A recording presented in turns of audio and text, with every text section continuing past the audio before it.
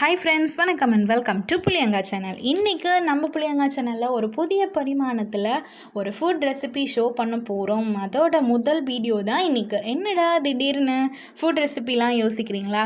Quarantine டைமில் குடும்பம் மொத்தம் எல்லோரும் வீட்டில் இருக்கோம். என்ன ஸ்நாக்ஸ் செய்கிறது அப்படிங்கிறது தான் நம்ம குடும்பத்தில் உள்ள எல்லாருக்கும் டென்ஷனாக இருக்கு இல்லையா? அதனால தான் இன்றைக்கி நம்ம ஃபுட் ரெசிபியோடு வந்துட்டேன். இன்னைய வீடியோக்குள்ளே போகிறதுக்கு முன்னாடி நம்ம புளியங்கா சேனலை சப்ஸ்கிரைப் பண்ணாத வியூவர்ஸ் எல்லாரும் சப்ஸ்கிரைப் பண்ணிக்கோங்க. கூடவே பெல் ஐக்கானையும் கிளிக் பண்ணிக்கோங்க. இன்னைக்கு பார்க்க போகிறது ரவை வாழைப்பழ பனியாரம்.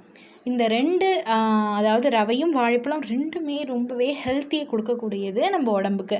வாழைப்பழம் விட்டமின் சி அதிகமாக இருக்குது அண்டு ஃபேஸுக்கு க்ளோ கொடுக்கும்.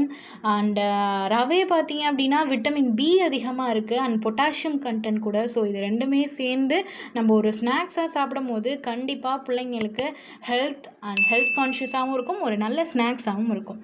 ஸோ இதுக்கு தேவையான பொருட்கள் என்னென்ன அப்படிங்கிறத பார்த்துடலாமா? ரவை 100 கிராம், மைதா 100 கிராம், சர்க்கரை அல்லது வெல்லம் 100 கிராம், திக்கான தேங்காய் பால் 1 கப், பெரிய நன்கு கனிந்த வாழைப்பழம் 1, நெய் தேவையான அளவு, ஏலக்காய் தூள் அரை தேக்கரண்டி, உப்பு தேவையான அளவு. செய்முறை பார்த்துடலாமா? வாழைப்பழத்தை நல்லா மசித்து ஒரு பாத்திரத்தில் வச்சுக்கோங்க.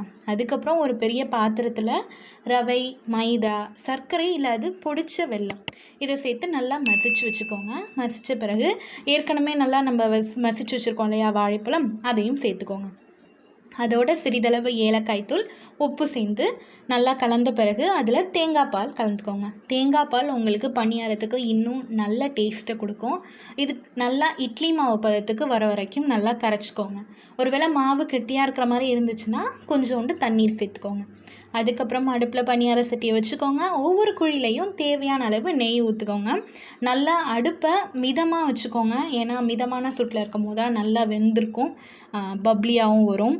அதுக்கப்புறமா நம்ம செஞ்சு வச்சுருக்க மாவை பணியார சட்டியில் ஊற்றி நல்லா வெந்ததும் திருப்பி போட்டு கிறிஸ்பியாக எடுத்து பிள்ளைங்களுக்கு கொடுங்க. இன்றைக்கி சூப்பரான ரெசிபி செம்மையாகவே வந்திருக்கும். இதை ட்ரை பண்ணி பார்த்துட்டு எப்படி இருக்குது அப்படிங்கிறத நம்ம கமெண்ட் செக்ஷனில் சொல்லுங்கள்.